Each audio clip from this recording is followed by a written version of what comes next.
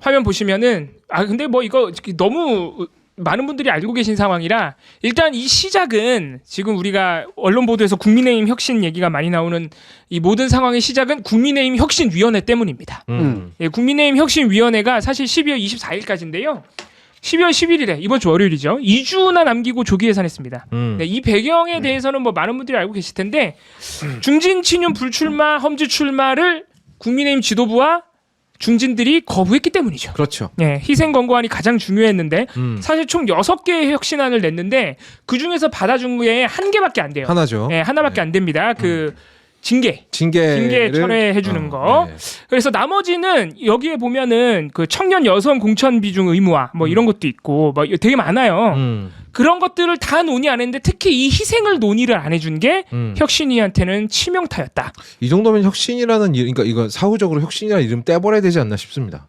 근데 여기서 이제 혁신위가 그래서 뭐 결국에는 친윤 중진들의 뭐 그 기라성 같은 기득권을 넘지 못했다. 막 언론 보도에서 이렇게 나와요. 근데 그게 아니라 사실 우리 해시TV에서 이미 몇 번 얘기했습니다. 혁신위가 혁신을 할 거면은 지금 뭐 공천 기준 이런 거는 사실 혁신위가 굳이 안 해도 되고 원래 공간이도 있고 하니까 지도부가 해도 되는 거고 원래 그런 거거든요. 지금 민주당은 지도부가 그냥 하고 있잖아요. 맞아요. 네, 네. 원래 그렇게 하는 건데 굳이 비대위가 와서 할 필요도 없고 굳이 혁신위가 와서 할 필요가 혁신위가 혁신을 할 거면 당정 관계 대통령이 사실상 당무 개입을 하고 있는 지금까지 1년 반 동안 그렇죠. 이런 부분 종속적인 이제 당정 관계 뭐 이렇게 언론 보도에서는 부르더라고요. 그런 거랑 대통령에게 아주 뭐라고 해야 될까요? 왜 뭐 목이 메 혁명적인 좀 센 단어를 생각해냈어야 되는데 네. 혁명적인 태도 변화를 요구해야 된다. 아. 정기조 변화를 요구해야 된다. 전향적이라 그러죠. 네. 전격적이라고 해도 되고. 네. 죄송합니다. 네. 네, 혁명이 아까 마음에 들어가지고. 그래서 혁신위가 아무튼 그런 것들을 논의 자체를 안 한 것 자체가 혁신위의 의미가 없었다. 이렇게 볼 수 있겠습니다. 결국에는 조기 예산했는데 문제는 이제 그 다음부터 벌어진 일들이죠. 12일에 장제환 의원이 공식적으로 불출마 선언했고요. 지금 화면에 나오고 있습니다. 저는 이 말 멋있더라고요. 이제 떠난다. 버려짐이 아니라 뿌려짐이라 믿는다. 뿌려져도 버려지는 건데 아무튼 뭐 그런 생각을 했고 꾸려짐이라고 하는 얘기는 이제 내가 갈렸다라는 얘기죠. 뭐 그런 의미도 되고요. 네. 물론 좋은 의미로 얘기하자면 이제 자기가 씨앗이 돼가지고 네. 신기한 얘기구나. 네, 이렇게. 네. 뭔가 이렇게 예를 들면 겨자씨 같은 네. 이분이 또 이제 기독교잖아요. 네. 그리고 또 막 기도도 많이 했다며. 네. 그렇다고 그런 합니다. 맥락에서 이제 한 얘기니까. 네. 그렇구나. 근데 저는 뿌려짐이 아니라 부러짐이라고 네. 생각을 하고 네. 부러짐이 맞죠 사실. 버려짐이 아니라 네. 부러짐이죠. 네. 네. 그리고 뭐 인수위원회 비서실장 때부터 불출마 생각했다 그러는데 이거는 솔직히 뻥이죠. 네. 거짓말이죠. 예, 네. 왜냐면은 11월달에 인유한 혁신위원장이 그 불출마 현지 출마 권고했을 때 가장 먼저 공개적으로 반발한 게 장제원 의원이에요. 네. 네. 부산에서 버스 몇 대? 뭐 한 4,000명? 92대. 네. 네. 그래서 공개적으로 서울 안 간다 이렇게 거부했던 게 장제원 의원이기 때문에 야. 저거는 좀 능구렁이 미덕도 갖추지 못한 아니에요. 거짓말이다. 장재원 의원 얘기를 좀 더 할 게 있죠. 그거 하고선 장재원 의원 얘기에 대한 평가 한번 해볼까요? 네. 보시면은 아까 우리가 뭐라고 했던 백이종군 여기 들어가 있죠. 네. 개국공신인데 3번이나 백이종군 했어. 저는 이런 기사는 연합뉴스밖에 못 봤습니다. 그러니까 이번 불출마를 백이종군이라고 해주는 기사는 있어요. 네. 근데 연합뉴스는 이번이 3번째야. 니네 몰랐지? 개국공신일 때부터 3번째야 이러면서 쭉 써줍니다. 혁신 일단 불출마 혁신 평가 해주고요. 불출마 선언도 정치 인생에서 2번째다. 뭐 요거는 이제 그냥 넘어가고 이제 중요한 거는 백이종군이죠. 3번째 백이종군이다. 첫 번째는 8월에 이준석 전 대표 징계한다고 난리가 났었잖아요. 국민의힘에서. 그때 뭐 윤석열 대통령 막 그때만 이진복 정무수석이 나와가지고 이진복 정무수석도 사실 안철수 의원과의 갈등에서도 항상 센 말을 했었는데 그래서 당무 개입이다 뭐다 내용이 굉장히 심각했는데 이때 장제원 의원이 윤석열 정부에서 임명직 공직을 맡지 않겠다라고 선언한 게 백이종군이래. 이게 무슨 백이종군이야? 자기 그 위치를 그대로 가지고 있는데. 이거 저는 너무 황당하더라고요. 이게 어떻게 백이종군이지? 왜냐면 이준석 전 대표 징계를 둘러싼 갈등과 내각에 들어가겠다 안 들어가겠다는 전혀 상관이 없어요. 완전 상관없는 얘기예요. 상관이 없는데 네. 이거를 백이종군이라는 게 저는 너무 이상하더라고요. 거의 벼락거지식의 논리죠. 맞네 진짜. 그 사람이 돈 번 거랑 내가 돈을 못 번 거랑은 아무런 연관이 없거든요. 네. 정말 놀랐습니다. 그리고 이것도 똑같은데 이번 거 말고 두 번째가 더 있을 거 아니에요. 이거는 뭐냐면 2월에 김기현 대표 뽑히던 전당대회 때도 네. 당내 갈등이 심했잖아요. 네. 그래서 뭐 김장연대 뭐 이렇게 하면서 갑자기 김기현 대표를 밀어주기 시작했잖아요. 그때도 장제원 의원이 내가 당직을 맡지 않겠다. 이렇게 얘기한 게 또 백의종 군이래. 네. 아, 근데 우리가 얘기했지만 백의종 군은 장군이 이등병이 돼야 된다니까. 이게 무슨 아까 그리고 거의업단님 말씀하신 대로 사실상 뒤에서 대통령을 등에 업고 당무를 좌지우지한다는 그런 의심은 계속 정황이 발견돼 왔잖아요. 네. 그럼요. 그런 힘을 계속 가지고 있는데 무슨 백의종군입니까? 맞아. 오히려 이거는 힘을 보존하는 거에 가깝죠. 네. 그렇죠. 나서지 않고 네. 길을 모으고 있는 거에 가깝지 네. 오히려. 네. 그러니까 네. 이게 백의종 군이란 말도 구리지만 네. 솔직히 말하면 지금 시대에 보면 너무 구리지 않아요? 네, 맞아요. 아니 뭐 흰 옷이라도 입고 나와서 그런 네. 얘기를 하든가. 그리고 개국공신 이거 맞아. 제국공신. 구림이 뚝뚝 떨어지는 이 말을 어떻게 이렇게 쓰는지 말을 쓰는 사람들이 장제원이 제일 심하게 공격하지 않았습니까? 윤석열 대통령. 아 검찰총장 될 때. 제일 심하게 그 공격했어. 기껏해야 대통령 하나 된 게 무슨 개국이야. 맞아. 그러네. 갑자기 우리나라를 혁명시켜 버렸네. 그러니까 네. 네. 무슨 차라리 그냥 뭐 창업공신 그럼 나 그나마 이해가. 네, 뭐 그건 뭐 네. 그런 거 창업 정도에 해당할 수도 있는 거잖아요. 네. 네. 근데 그것도 개국공신 이런 말 쓰고 막 백의종군 같은 건 정근대적인 언어나 써제 끼면서 무슨 저널리즘이라고 얘기를 하는지도 되게 짜증이 나지만 네. 백의종군스럽지도 않은 것들을 다 백의종군이라고 좀 부르잖아요. 네. 네. 그럼 여러분들이 보시기에 장지원 씨는 사실 이미 나가줘도 두세 번 나가 자빠져야 되는 분 아니에요? 여러 가지 그럼요. 면에서. 일단 네. 아들내미만 해도 네. 조국 전 장관의 기준을 아마 적용을 하면은 감옥에 계셔야죠 지금. 멸문지화를 당해도 부족한 그 아마 저기 사학재단 다 뺏겼어도 네. 괜찮은 산산이 부서졌을 겁니다. 네. 네. 그런 정도 아닙니까? 여러 가지 지금까지 했던 일들이나 이런 것들을 보면 맞아요. 개인의 본인이 뭘 잘했다 잘못했다를 떠나서 그쪽 털면 또 뭐 장난 아니겠고 네. 그렇잖아요. 그 조국 전 장관 그 가족이 소유하고 있던 이사장으로 있었던 그 교육재단 네. 그렇죠? 거기서 무슨 불정채용부터 해가지고 엄청 털었지 않습니까? 네. 네. 동생까지 잡혀가고요. 맞아요. 똑같은 기준으로 동서재단이나 이런 데 털면 어떻게 될까요? 그러니까. 박살 날걸요 진짜. 정말 잘 살아남은 거거든요. 네. 그리고 잘 살아남아서 요리조리 붙어가지고 살아남은 거죠. 맞아요. 잽싸게 네. 가장 먼저 윤핵관의 자리를 차지했죠. 예. 네.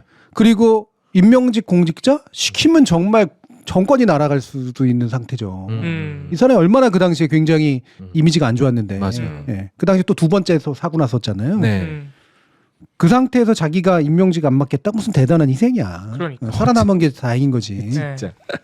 이 부분은 그런데 그 본인이 또 그렇게 얘기하면 그나마 이해가 가요. 자기 PR이라고. 그렇죠. 네. 그걸 왜 연합뉴스가 이렇게까지 써줘? 이건 장지원 의원이 한 말이 아닙니다, 여러분. 연합뉴스가 해준 말이에요. 그럼 장제원에 대해서 왜 연합뉴스는 이렇게 호의적으로 써줬을까? 오그라들 정도로. 괜히 뒤집어 엎지 않도록 그냥 나서서 쫙 하고 판 깔아주는 거예요. 아, 그래서 여기서 더 덤비면 우리가 진짜 이상하게 만들어 버릴 거야. 그렇지. 와, 그런 기싸움.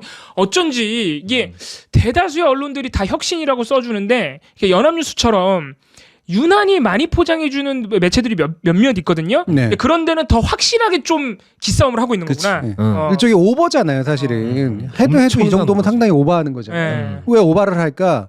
한 가지 가설은 장제원에 대해서 장제원의 나중에 부활을 도와주기 위해서 아닙니다. 내가 볼 때는 대통령이 깐 판에 네. 장제원이 나중에 이상한 짓 하지 말라고 경고. 나서서 오버하고 있는 거예요. 네. 결국은 윤석열 대통령을 도와주는 거군요. 그렇죠. 예. 그러니까 이번에 이 김기현 대표도 어제 사퇴했죠. 김기현 대표 사퇴와 장제원 의원 불출마가 자꾸 언론에서는 혁신이라고 지금 도배를 하고 있는데 사실 이게 다 윤석열 대통령이 원하는 판인 거잖아요. 그럼요. 예, 그래서 이 윤석열 대통령의 당무 개입의 연장이라고 봐도 되잖아요. 이것도 윤석열 대통령 이것도 구렁이 담 넘어가지 할 생각도 없고요. 다 티나게 했습니다. 예. 부산 내려가서 장제원 만났죠. 네. 예. 그리고 김기현 대표 또 오찬했잖아요. 예. 다 티가 나요. 내가 했다. 라는 게 티가 나잖아. 아, 언론에서는 그거를 마치 자발적으로 빠져나간 것처럼. 경로했다 또 나왔잖아요. 네. 아니 나는 너무 웃긴 게 저도 이 말 하려고 그랬는데 경로했다는 게 보도로 나와. 그러니까 김기현 대표하고 네덜란드 가기 직전에 만난 거잖아요. 윤석열 대통령이. 만났을 때 김기현 원래는 대통령이 원한 건 불출마까지였대요. 이게 기사로 나와요 지금. 근데 김기현 대표가 불출마는 못하겠다고 했다는 거야. 여기서 대통령이 경로로 하면서 네덜란드로 갔대요. 그리고 대통령실하고 남은 협상을 한 끝에 대표직 사퇴로 일단 갈 갈등을 봉합했다는 거예요. 그럼 놀라운 거는 이런 뒷얘기까지 보도가 나오면 대통령실이 난리가 나야 돼. 그렇지. 이거 왜냐면 너무 노골적이고 부당한 당무 개입이잖아요. 부당하죠. 어디 굉장히 당대표를 부당하죠. 불러다 놓고 대통령이 말도 안 되는 거죠. 불출마를. 네. 그러니까 내 따까리 정도로 보지 않으면 이건 할 수 없는 일이거든요. 근데 거협당이 말씀하신 대로 대통령실 조용해. 맞아. 맞다는 얘기야. 그러니까 너무 맞아. 우리가 그렇게 했어. 그리고 이것도 너무 웃기지 않습니까? 경로하면서 네덜란드로 갔다. 이것도 웃기지 않아요? 아니 김기현 대표가 갑자기 대표직을 사임한 것 자체도 너무 웃기지 않아요? 너무 웃겨요, 진짜. 예, 전당대회 거쳐 그것도 지들이 밀어서 네. 맞아. 억지로 만들어준 사람 아니야. 음. 저는 강서구청장 패배하고 난 다음에 그래요. 했으면 몰라. 맞아. 아니 아니지. 아예 인요한테 힘을 잔뜩 실어줘가지고 네. 그때 날리든가. 그 뭐 인요한 비대위 체의를 만든 것도 아니고. 근데 조기 종료라고 하는 거 하나 빌미로 네. 갑자기 몇 사람이 들이받더니 네. 그것도 들이받은 것도 다 준비된 듯이 들이받잖아요. 네. 눈치 빠른 하태경. 네. 그다음에 이상하게 갑자기 갑툭튀 배현진. 네. 어디다 나타난 거야? 이분도 그동안 백의종군 하고 계셨나? 네. 그러니까 이게 이제 결국은 이제 윤심을 보여주는 거죠. 이제 네. 이런 식으로 눈치 빠른 사람부터 해가지고 윤심을 또 보여주고 하니까 압박이 간 건데 그럼에도 그 압박으로 아마 나갔을까? 그들이 짓는다고 해서 김기현 대표가 에이. 그냥 지금까지 뭐 꿈쩍도 안 그랬겠어요? 했습니다. 지금까지는. 그럴 거면 장지원이 저기. 구체적인 위협이 있었겠죠. 그렇죠. 예. 장지원 선수도 마찬가지고 김기현 선수도 마찬가지고 네. 나름 선수들인데 아 그럼요 4선까지 했는데. VIP로부터 직접적인 위협이 없었다면 그렇죠. 압박이 있는 거죠. 그리고 직접적이든 또는 간접적으로 전달하면서 이건 VIP의 뜻이다라고 하는 식의 어떤 액션이 없었다면 이렇게 물러났겠냐고. 그러니까 두 번째. 근데 위협한다고만 물러났을까? 뭔가 대가가 있었을 대가가 수 있다. 있다는 거죠. 아하. 대가가 있다는. 예를 들어서 김기현 대표는 결국에는 출마 의지를 꺾지 않게 됐다. 이것도 하나 있고 장제원 의원 같은 경우에는 아주 극소수의 보도에서 아마 내각에 들어가야 돼. 아까 백의종군 중에 하나로 나왔는데 네. 그러니까 백의종군이 아닌 게 이제 곧 드러나겠죠. 네. 이게 이제 알 수 있게 되겠죠. 아마 내각에 들어가게 될 거다. 예, 이런 예상이 또 나오더라고요. 야 그러면 이건 협상 들치는 기술은 아주 좋네요. 네, 협박 먼저 하고 그렇죠. 지금 모양 좋게 물러나면 내가 요 정도는 줄게 이렇게 내미는 거잖아요. 뭐 이를테면은 그 백의종군이라 그러고 막 그러지만 네. 정치 이번으로 끝낼 거 아니잖아. 아 그렇죠. 이 얘기가 들어간 네. 거지. 너 계속 정치할 거지. 그러니까 뿌려짐이라 그러죠. 부러져 놓고 뿌려짐이라고 하고 있는 거야. 아 뿌려진 다음에 씨앗으로 다시 자라서 나오려고. 그렇지. 그렇지. 네. 어. 그러니까 당신들이 어쨌든 명예로운 퇴진조차 아니고 먹고 사고 살아남을 그런 기회들을 마련해 줄 테니 적어도 지금 고집피지 마라. 대통령하고 대거리 할 필요 뭐 있냐. 네. 요 뭔가가 간 거죠. 네. 그러니까 이게 흔히 말해서 캐비넷 열려서 그랬을 거라고 여러분들 생각하시는데 뭐 그럴 수도 있어요. 근데 위험만으로 이 선수들이 그렇게 움직이지는 않습니다. 그렇죠. 네. 맞아. 왠지 교수님 말씀을 듣고 나니까 그러면 이제 2차 협상의 거리가 생기는 거죠. 네. 네. 그러니까 사실 지금 그래서 이런 사태가 됐을 때 우리가 더 의심해봐야 되는 거는 우리가 좀 이따가 또 다루게 되겠지만 지금 대통령실과 내각에 있던 사람들이 대거 출마하러 나오거든요. 출마하러 나오는 걸로 봤을 때는 대통령이 1년 반 동안 대통령을 해보더니 이제 윤핵관으로 생각하는 사람이 바뀌어가지고 그렇지. 그 사람들을 국회의원으로 꽂으려는 건 아니야 이런 의심이 계속 있어 왔는데 예. 지금 1년에 벌어지는 김기현 대표 사태와 장지원 불출마는 그걸 확인해 주는 거 아니냐 결국엔. 네. 그렇지. 예. 그러면은 이거는 사실 물갈이도 아닌 거죠. 무슨 김정한 의원 물갈이도 아닌데 그런데 이거를 화면 보시면 이제 보도가 김기현 대표 사태도 사실 마찬가지 보도가 계속 나오고 있습니다. 장지원 의원 불출마와 김기현 대표 사태가 결국 혁신이라는 거예요. 이거는 이제 따옴표로 제목에 쓰긴 했지만 예. 이게 이제 민주당에 대해서 국민의힘은 혁신하는데 민주당은 안 해라는 보도가 나오기 시작했어요. 네. 어제부터. 네. 야 이거 봐 김기현 대표 물러나고 장지원 의원 불출마한대 하면서 민주당한테 근데 이재명 대표는 자꾸 친명 체제 강화하려고 그러고 당내에서 변화를 촉구하고 있는데 딴청을 부리고 있어. 이렇게 지금 국민의힘은 혁신으로 떠받들어 주면서 이재명 대표는 서울의 봄이나 보고 말이야. 이런 얘기는 하고 있다. 아니 근데 비명계들이 다 뛰쳐나간다고 난리가 났는데 이거 어떻게 혁신을 합니까? 근데 이거는 진짜 정말 나쁜 보도인 게 지금 민주당 쪽에서 어제까지 불출마 선언한 분이 6명이에요. 네. 그러니까 제가 국민의힘 정확한 숫자 모르겠는데 국민의힘보다 많은 걸로 알거든요. 맞아요. 맞아요. 이거 되게 나쁜 보도야. 그러니까 이미 민주당에서 6명이나 불출마 선언을 했고요. 그리고 민주당이 무슨 보궐선거에 져가지고 비대위는 아니죠. 혁신위를 갔던 것 물론 혁신위 중간에 한 번 있긴 했었는데 선거 때문에 혁신위를 갔던 게 아니잖아요. 그런 것들을 생각해봤을 때 이게 무슨 대표가 물러날 상황도 아니고. 맞아. 아니 비교할 게 아닌데 그 이재명 대표 보고 자꾸 물러나라고 하는 게 이게 무슨 얘기가? 도대체 왜 네. 그렇게 이재명 대표 물러나는 네. 꼴을 보고 싶은 건데 도대체? 네. 아무튼. 저는 예전에 이준석 전 대표 쫓아내는 방식도 그렇고 네. 지금 김기현 대표가 이런 식으로 물러나는 방식도 그렇고요. 둘 다 말도 안 되는 짓이에요. 네, 말도 안 되죠. 그럴 거면 전당대 하지 말아야지. 맞아. 그러니까. 오터로 직접 신임을 물어서 나온 결과를 가지고 뽑은 당대표를 그런 식으로 쫓아내나? 다 대통령 뜻이었잖아요. 네. 결과적으로는. 그럼 반대로 대통령의 뜻조차 작동하지 않는 야당은 누구의 뜻만 남아? 뽑아준 사람의 뜻뿐이 더 남습니까? 그렇죠. 네? 권리당원의 뜻뿐이 더 남냐고요. 그치. 네. 그러면 그것도 70 몇 % 이상의 지지를 받은 사람 아니에요. 77%. 네. 네. 그가 물러나야 되는 정당성의 근거는 뭐가 있을까? 대통령 뜻도 없고 예. 지지자들의 대다수가 막 이렇게 뭐 돌아선 것도 아닌데 네. 네. 의원들 다수가 뭐 막아선 것도 아니고 의원들 다수가 해도 그것도 문제죠. 네. 솔직히 의원들은 그냥 권리당원과 마찬가지 표를 가지고 있을 뿐인 거지. 그럼요. 그냥 새몰이고 기껏해야 몇 명의 의원이 물러나라고 얘기하는 거? 아니, 옳건그르가 그게 당내 민주주의에서 맞는 거예요? 말도 안 되는 거지. 네. 극소수의 의원들이죠 지금. 예. 그래서 그거를 또 뭐야 되게 막 개딸 정당 이런 진짜 말도 안 되는 이야기 가지고 그 어떤 당원들의 의지를 곡해하는 거? 아니 어떻게 극단파가 한 정당에서 80% 이상을 차지합니까? 그렇죠. 예, 그건 극단이 아니지 이미. 그럼 그 자체가 극단주의 정당이면 몰라도 민주당이 극단주의 정당이에요? 예, 그랬으면 이렇게 뭐 뜨드미지게 가겠습니까? 예. 극단적인 정당이면 지금 다 막 잡아서 뭐 던지고 난리 났겠지 지금. 오늘 본 보도라서 네. 이 화면까지 안 가져 어떤 보도까지 나왔냐면은 김기현 대표가 혁신해서 국민의힘을 이렇게 혁신하고 있는데 민주당은 오늘도 이재명 대표 체제 강화를 위해서 병립형 비례제로 회귀하려는 움직임을 보이고 있다. 이것도 그러니까 이제는 그냥 아무거나 다 막 갖다 갖다 붙이네 그냥 막 갖다 붙여 그냥. 아니 병립형으로 돌아가는 거랑 이재명 체제 물론 선거를 이기기 위한 거니까 아주 몇 단계 건너면 뭐 이재명 대표 체제가 연장될 수 있겠죠. 근데 기본적으로 선거제 개편을 논의하는 거는 당대표 체제하고는 무관하잖아요. 당장 선거제 개편을 논의를 해야 되니까. 네. 그리고 민주당에서는 국민의힘처럼 애초에 우리는 위성정당 할 거야 이렇게 못 박아놓고 논의를 판을 깨버린 게 아니라 지금 민주당 안에서는 굉장히 많은 의견들이 부딪히고 있거든요. 물론 네. 그 때문에 지연되고 있는 건 다른 문제고 예를 들어 뭐 권역별로 병립형을 하자. 준연동원 영역을 하자. 아니야 그냥 병립형을 해야 돼. 이렇게 다양한 의견이 부딪히는 게 위성정당 할 거야 왜 아무 논의도 없었던 국민의힘보다 오히려 나은 게 아닐까. 그렇죠. 그런 생각도 그러게 또 들고요. 당내 민주주의이기도 네. 하고요.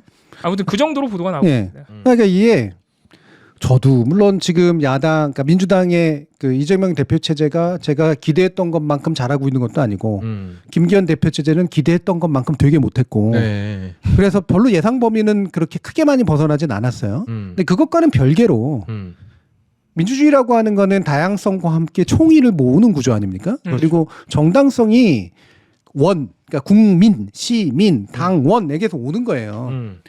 그 당원들이 잘못된 선택은 할 수 있어요. 그러면 선거를 통해서 때려 맞겠죠, 그렇죠? 그렇죠. 예.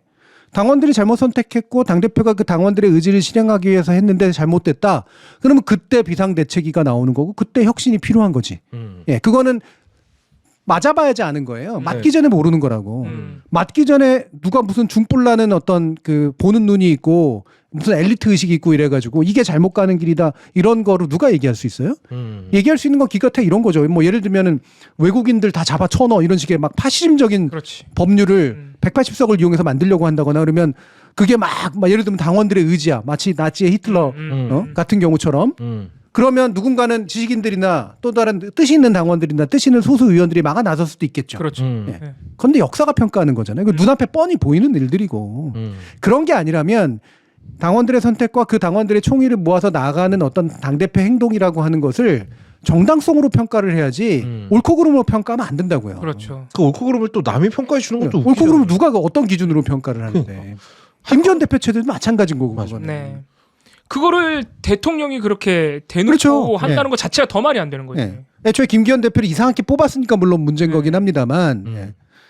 그러니까 이런 식으로 그러니까 민주주의를 하는 사람들이 민주주의의 정당성의 근거가 어디서 오는가를 너무 쉽게 부정해버려요. 네. 예. 아니 국민 주권의 원리를 부정할 거야? 당원 주권의 원리를 부정할 거냐고. 여러 번 얘기하지만 국민들이 잘못 선택할 수도 있고 당원들이 잘못 선택할 수도 있다고요. 예. 국민들이 잘못 선택해서 우리가 지금 이 고생하고 있잖아요. 그렇죠. 그리고 그거를 뒤집어 엎기 위해서 혁명을 할 수도 있는 거고 하야를 시킬 수도 있는 거고 뭐 비대위 체제가 들어올 수도 있어요. 하지만 그거는 또 다른 정당성 때문에 일어나는 일입니다. 네. 누가 위에서 찍어 눌러가지고 하는 것도 아니고 소수파가 똘똘 뭉쳐가지고 갑자기 비대위 얘기한다고 해서 되는 문제가 아니라고요. 무슨 비대위를 왜 만들어 지금? 그러니까 어떤 정당성의 근거를 가지고? 김기현 대표가 물러났으니까. 아니 선거 이겨놓고 왜 만들어야 되는데 도대체. 더 웃긴 건 민주당에서 비대위 만들자고 주장하는 의원들이라니까요. 그러니까. 아니 김기현 대표처럼 물러났냐고. 그러니까. 그러니까 뭔가 자기들은 되게 똑똑하고 자기들은 되게 합리적이어서 자기들만 민주주의를 수호하는 인간들처럼 얘기하는데 민주주의는 그러라고 만드는 제도가 아니라니까요. 민주주의는 엘리트 제도가 아니에요. 기본적으로 엘리트한테 잠시 맡길 뿐인 거지. 네. 그리고 엘리트가 언제나 옳지도 않아. 국민들이 언제나 옳은 것도 아니고. 네. 그건 역사가 평가할 수 있는 그런 식의 문제인 거죠. 네.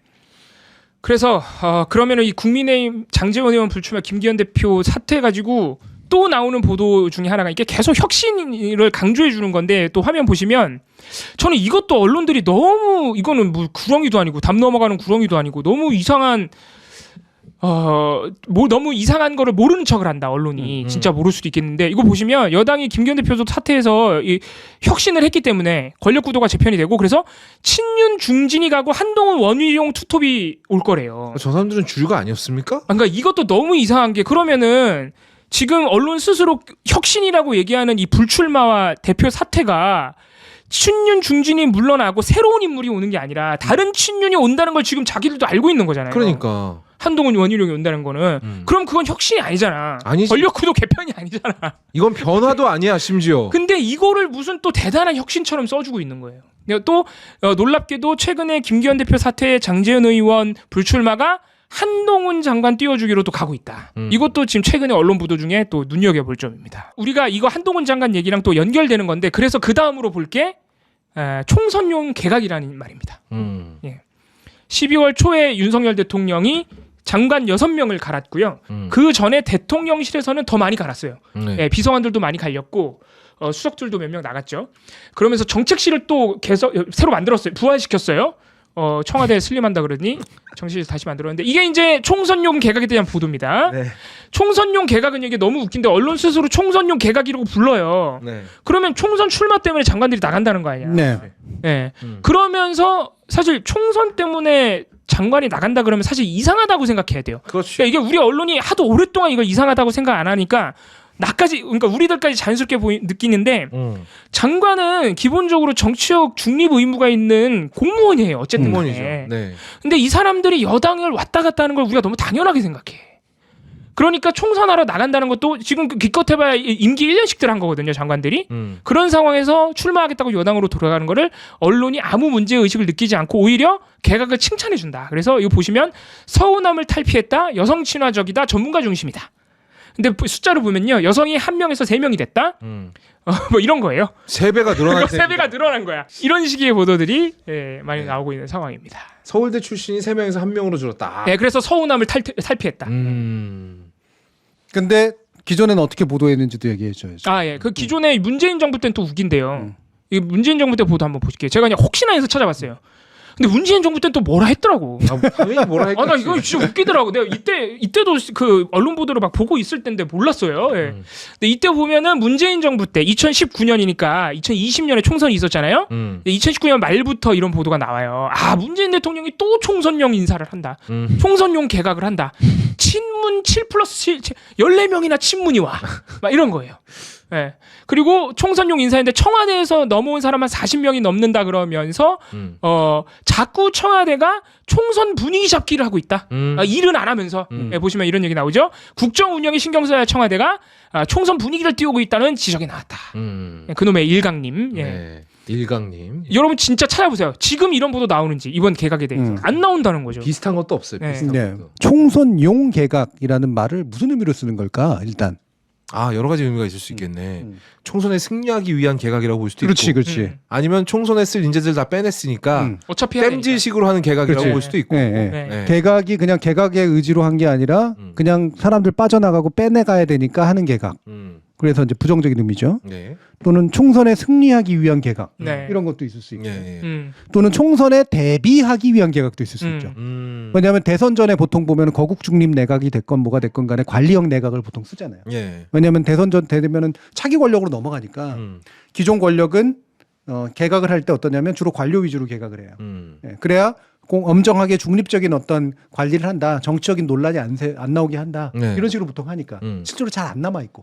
불러봤자 그 뭐 좀 있으면 끝날 정부인데 왜 맞아요. 몸빵해줘? 이런 맞아요. 식의 생각을 하니까. 네네. 그러니까 보통 직업관료 출신들이 보통 하거든요. 흔히 관리원 내각이라고 부르죠. 음. 대선용 내각 같은 것처럼 총선용 내각은 그래 이것도 총선을 잘 관리하기 위한 내각 이럴 수도 있잖아요. 네. 그 세 가지 중에 뭐인 것 같아요? 지금 쓰고 있는 말들은. 일단 우리 언론에서 지금 쓰는 거는 그냥 총선 출마할 사람이 있어서 사람 바꾸고 있다. 이 뜻으로 가장 많이 쓰는 거. 예전에 문정부를 비판할 때 쓴 건 네, 문재인 정부를 비판할 때는 청와대가 일은 안 하고 총선 띄우기를 한다 그랬으니까 청와대가 총선에 승리하기 위해서 그렇지. 뭔가 하고 있다 이런 의미로. 총선에 승리하기 위해서 네. 그리고 하지만 개각의 질은 그래서 떨어지는 예. 이런 의미를 담고 있잖아요. 네. 그런데 지금 이제 쓰고 있는 총선용 개각이라는 말은 어떤 의미인 것 같아? 그냥 총선에 대비해야겠네. 예. 그렇지. 그리고 국민의힘에 또 가겠네. 예상했던 그러니까, 일이 벌어지네. 그냥 개각해야겠네. 이거야 이거. 예. 심지어 총선용 개각이라는 말이 이 총선용 개각이 한 3개월 전부터 보도가 됐어요. 난 그게 네. 너무 황당하더라고. 그러니까 당연한 일이고 어쩔 수 없고 그러니까 그냥 뜨뜻미지근하게 얘기하는 네. 의미잖아. 이때 총선용은. 다 하는 거고 네. 해야 되고 그러니까 한다. 뭐 이 그러니까. 정도로 지금 네. 구조를. 예. 그러니까 네. 비판하냐 그렇지 않냐도 있지만 총선용이라는 말이 쓰이는 맥락 자체가 되게 뜨뜻미지근하게 쓰고 되게 가벼워졌네요. 그러네요. 그리고. 네. 문재인 정부 때는 되게 무겁게 썼죠. 어마어마한 흉계가 숨어 있는 것처럼 막 네. 했거든요. 네. 당 장악력을 높이고 총선에서 이기기 위한 총선에 개입하고 있대잖아요 지금 그러니까. 쓴 거 보면. 비열한 수를 쓰고 있다 막 이런 것 같았는데 윤석열 정부 보니까 뭐 당연히 할 줄 알았잖아. 원래 출마자들은 나가야 되니까 바꿔줘야지 뭐 약간 이런 분위기인 거예요. 예. 그러니까 문정부 때는 두려움이 읽혀요. 질 것 같은 자기네가. 그러니까 청와대가 움직이면 총선에. 인기 많은 사람 나오겠는데 뭐 이런 거. 청와대에서 또 유명한 사람도 나오고 그럼 청와대가 쓰인대. 저렇게 발빠르게 움직이면 당청이 일치가 돼가지고 말이야 총선 제대로 해보겠다고 하는 거네. 아이씨 젠장 뭔가 찐빠 나야겠네. 뭐 네. 이런 식의 이제 어떤 태도가 읽히잖아요. 네. 최근에 총선용 개각이라는 말도 잘 안 쓰면 그냥 쓰는 총선용 뜨뜻미지근한 총선용 개각은 어떤 느낌이 들어? 막 잘하고 있다도 아니고 네. 그냥 그래 으쌰으쌰 이겨야 돼 뭐 이것도 아니고 여기는- 비판은 당연히 아니고 여기는 혁신이란 말도 안 붙이네요. 뭐라고 해야 돼? 음. 어떤 의도라고 할까? 네. 그냥 보도하라 그러니까 해야지 뭐 이런 느낌인가? 그냥 그래 뭐 나갈 줄 알았고 이때 되니까 나가겠지 뭐 어쩔 수 있겠어 그냥 잘 됐으면 좋겠네 이런 정도야. 그러니까 기껏해 떠받쳐 주는 게 원희룡 한동훈 투톱 이거지. 그러고 그나마라도 갖다 쓸 수 있는 게 그것뿐이 없으니까. 한동훈 원희룡이 유명하니까. 실제로 뭐 대통령실이야 맨날 뭐 유명한 장관 출신들이 스타 장관들이 나가서 막 당을 도와주고 당이 우리를 필요로 하니까 우리도 어쩔 수 없이 내줘야 되고 이런 식의 얘기를 하고 있지만 내려꽂기잖아요. 그렇죠. 네. 그리고 지금 뭐 한동훈이나 원희룡은 자기 꿈이 있어서 이제 그렇게 하는 사람들이고 그렇죠. 못 잡는 거지 뭐. 그나마 또 내 편에 제일 가까우니까 그래 얘네들이라도 투톱 세워. 잘 싸우는 것 같으니까 얘네들 세워. 이런 식으로 하고 있는 거라고. 그러니까 솔직히 말하면 지금의 총선 진용을 짜고 있는 거는 대통령실이라는 거예요. 당도 아니고. 네, 네. 훨씬 더 심각한 수준의 총선 판을 짜고 있는 거지. 그러니까. 나라가 나서서 네. 정부가. 원래 그러면 안 되잖아. 네. 그러니까 지금 외교하고 할 일 많지 않습니까? 네. 근데 지금 총선을 하고 있는데 그걸 아주 그냥 드라이하게 그냥 뭐 예상했던 일 벌어지고 원래 이렇게 하는 것처럼 보도를 하고 있다는. 박근혜 전 대통령은 그 선거에서 개입했다고 감옥까지 갔다 왔어요. 네. 근데 지금 너무 그게 일단 심각한 문제고 네. 두 번째로 총선용 개각이면 네. 총선을 이기기 위해서든 또는 총선을 잘 관리하기 위해서든 뭔가 용도가 명확해야 되잖아요. 그죠. 네. 어중간하게 쓰고 있네 지금. 그러면은 지금 언론 보도에 따르면 한동훈 원희룡을 위해서 한 거야 다. 그렇지. 심지어 한동훈은 아직도 나갈 사람도 아니야. 그렇죠. 맞아. 나가기로 한 사람도 아니고. 네. 지금 나가면 굉장히 곤란해지거든 한동훈은. 여기에는 뭐가냐면 그냥 어쩔 수 없음만 읽혀요. 맞아요. 잘하고 있다도 아니고 잘못하고 있다도 아니고 어쩔 수 없는데 그중에 일부는 어떻게 건져서 살려볼까? 말릴 수도 없고 이런 거라고. 예. 총선 이기고자 하는 개각도 아니야 이건. 그래서 개각해서 들어오는 사람의 진용도 정부가 뭔가 잘하는 모습을 보여줘야지 총선에서 정부의 지지세를 가지고 국민의힘이 이길 거 아니에요. 알겠다. 네. 언론이 기대가 없구나 지금. 기대가 없어. 야 지금 얘네 지금 뭐 한다. 근데 크게 기대는 안 돼. 근데 개각은 그냥 하는 한다는데 거야. 원래는 국정쇄신용이라는데 그건 아닌 것 같고 예. 그냥 뭐 원래 그냥 늘상 있던 일인 것처럼 처리하자 이런 분위기야. 그렇지. 만약에 정말로 총선 승리가 보인다면 신나서 기사 써야 되거든요 지금. 이번 혁신적인 그렇죠. 개각을 단행하면서 새로 우리는- 들어온 개각은 뭐 굉장한 이제 전문성 위주로 막 다양성을 충족한 채 역시 국정 2기를 여는 윤 대통령의 의지가 읽힌다. 이렇게 딱 하고 막 네. 이런 인물들이 막 들어왔다. 역시 새 정부에 대해서 기대할 만하다. 그리고 나가는 사람들은 뭐 열심히 해서 나갔지만 역시 당을 위해서는 또 이렇게 훈련된 사람들이 필요한 거 아니겠느냐. 역시 명불허전. 그러니까 대통령실의 어떤 정부 국정 운영도도 높이고 네. 동시에 그 능력을 가지고 있는 사람들이 또 국회로 돌아가서 입법과 행정의 어떤 양대 진정한 체제를 만들어야지. 뭐 이렇게 난리를 쳤겠지. 대통령실과 뭐 국민의힘의 윈윈 전략 뭐 이러면서 지금 이 이슈가요. 처음에는 서울의 소리에서 보도할 때만 해도 이것도 역시 그냥 외면하고 회피하고 넘어가려고 그랬었던 것 같거든요. 근데 이거 JTBC가 받아버렸지 않습니까? 네. 물론 다른 측면이 다른 보도를 하긴 했지만 근데 이거를 이제 보수 언론에서 받아버렸어요. 네. 이제 도저히 없던 일로 할 수가 없게 돼버렸잖아요. 그렇죠. 이제 앞으로 어떻게 전개될 거라고 보세요? 이게 이제 딜링 포인트죠. 딜링. 보수 언론의 입장에서는. 네. 지금도 그래. 보수 언론이 얘기하는 방식이 다 어떠냐면 예. 초기 보도 방식은 취재 방식을 문제 삼고 네, 함정 취재. 일들은 없었던 것처럼 취급하는 방식. 인정하지 않는다 네. 이거는. 네. 네, 그랬는데 이게 그렇게까지 묻힌 문제가 안 된다. 제가 지난번에도 이제 잠시 얘기한 적 있지만 이게 사건 자체는 분명히 일어난 일이고 이거 취재 방식으로 덮을 일이 아니라는 게 이제 점점점 드러나잖아요. 네. 그럴 바에는 지금 정부에게 빈틈이 생길 때 밀어붙여서 우리의 기일을 좀 올려야 된다. 네. 잘못하면 총선 패배할 테고 네. 그들의 관점에서 보면 네. 너무 일찍 대임덕이 찾아올 가능성도 있으니까 이건 뭔가 딜을 쳐야겠다. 네. 하나는 좀 잘라내라. 이 주문을 하는 방식을 쓰니까 그럼 어떠냐면 있었던 일이 진짜 사실이라고 이제 확정하고 있잖아. 그렇지. 네. 확정하고 있어. 그래서 맞아요. 뭐냐면 보도 얘기는 이제 점점 안 합니다. 맞아요. 처음에는 이렇게 얘기했거든요. 설령 그 보도에 문제가 많다 하더라도 네. 김건희 여사가 가방을 받은 사실은 부인할 수 없다. 없어지지 않는다. 이런 식으로 나오다가 네. 이제 아예 보도 얘기는 사라져 버렸어요. 네. 네. 인용 보도잖아요. 이거. 네. 뭐 합니까 지금? 검찰 수사해야지. 심지어 인용도 안 하고 사실로 확정해서 보도했네. 큰일 났네. 가짜 뉴스 아니에요? 네. 원 스트라이크 아웃 시켜야지. 네. 뭐 하는 겁니까? 근데 그 틈을 지금 따고 들어가는 거죠. 왜 그 저기 취재나 이런 거에 언급을 안 하느냐? 네. 언급하기 이제는 좀 창피해졌고 그렇지. 여전히 그래도 인용하고 싶진 않은 거야. 출처를 없애버리고 싶은 거야. 그래서 이게 외면하는구나. 구체적으로는 안 쓰고 그냥 선물 수수 이 정도로만 쓰고. 그냥 너희들도 다 알잖아. 굳이 뭐 어디서 했다고 안 할게. 한 명이라도 찾아가서 볼까봐. 그렇지. 그리고 자기들이 해놓은 말이 있으니까. 이거는 말대로 문제가 말도 안 있다. 되는 행동을 한 거고 이들은 잡아가둬야 된다 이렇게 얘기했던 존재들이 네. 갑자기 그들이 얘기한 걸 사실로 확정해서 얘기할 수가 없잖아요. 네. 그러니까 그들을 없애버리는 거야 그 존재. 그러니까 자꾸 애매하게 얘기해요. 김건희 리스크가 결국 현실화됐다. 그러니까 선물 수수에 대해서 구체적으로 얘기 안 해. 맞아.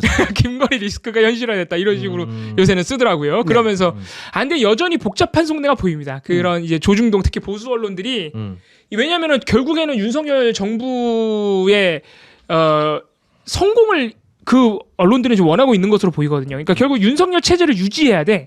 그러니까 리스크가 너무 큰 김건희 씨를 잘라내자는 이제 의도로 보이잖아요. 네. 그러다 보니까 굉장히 그 칼럼 같은 걸 보면 그 복잡한 속내가 보입니다. 왜냐하면 김건희 씨에 대한 문제는 어쨌든 간에 대통령에 대한 문제로 연결이 되는데 그 선을 타는 게 너무 어려운 거예요. 그래서 김건희 리스크만 잘라내고 윤석열 정부의 국정 동력을 추동시켜주기 위한 그런 논리를 짜기가 어렵다 보니까 요새 그런 복잡한 속내가 언론 보도에 좀 보입니다. 그러면 이들의 속내는 뭘까? 총선 전에 약간 취약한 지점이 있을 때 강하게 쳐서 한편으로 자기 알리바이도 만들고 우리는 이 정부가 이거는 잘못하고 있다고 분명히 얘기했다. 하나 크레딧 쌓아놓는 거예요. 자기 레퍼런스를 하기 위해. 그렇지. 그리고 또 나가서 뭐냐면 이 정도까지 하면 적어도 당분간 눈에는 안 띄겠지. 이거야. 실제로 네덜란드 사진에서 네. 김건희 씨가 센터에 있는 사진이 없어졌어요. 그러니까 대통령실이나 이런 데서 그러니까 김건희 씨에게도 여전히 뭐냐면 막 나대고 싶은 게 있겠지만 스스로도 좀 자제하고 대통령도 자제시키고 옆에 사람도 좀 말리겠지. 실제로 압력이 되겠지. 그러니까 우리의 보도가. 굉장히 빙 둘러서 친 거네요, 사실은. 그러니까 본질적인 해결 방법들을 도입할 거라고 생각하지는 못하는 거야. 이 대통령의 특성상. 하지만 상당히 이 정도면 상당히 자제시키고 적어도 한동안 눈에 보이지 않으면 적어도 총선 전까지는 그래도 기본은 하지 않겠느냐. 이런 생각이 전 강하다. 그러면은 지금 강하게 비판하고 있지만 실제로 쳐내야 한다. 이게 진심까지는 아닐 수도 있다. 네, 그리고 가능하다고 생각하지도 않고. 일단은 눈에 안 보여야 총선에 좀 가능성이 있으니까. 그렇죠. 네. 그러니까 빵이라도 해야 된다. 대통령 후보 시절에 이제 그 사과 그 기자회견하고 초기까지 잠시 나타났던 물론 뒤에서는 받고 있었지만 눈에 안 보였기 때문에 나왔던 효과가 있잖아요. 네, 맞아요. 분명히 있었어요. 올라갔거든. 네. 그리고 잠시 보면 대통령 지지율이 일부 올라가는 그런 시기가 언론이 김건희에 대한 이야기를 안 써도 되는 시기인 경우들이 많아요. 정확하게 겹칩니다. 그거는. 네. 그러니까 그 정도의 효과는 있기를 바라고 있는 거지. 근데 우리 보수 언론이 생각을 못 하고 있는 게 있는 것 같은데, 우리가 앞에서 얘기했던 나르시시즘, 누군가의 나르시시즘이 과연 이 정도로 알아먹을 것인가? 저는 좀 어렵다고 보거든요. 네. 한 1, 2주 정도는 가능하겠지. 근데 결국 나타날 것 같은데 다시. 결국에는 연말에 그거를 확인할 수 있습니다. 김건희 특검법을 거부권을 행사하느냐. 여기서 모든 게 결정돼요. 그렇지. 대통령이 그런 보수 언론들까지 합세한 압력에 결국 말을 들었느냐.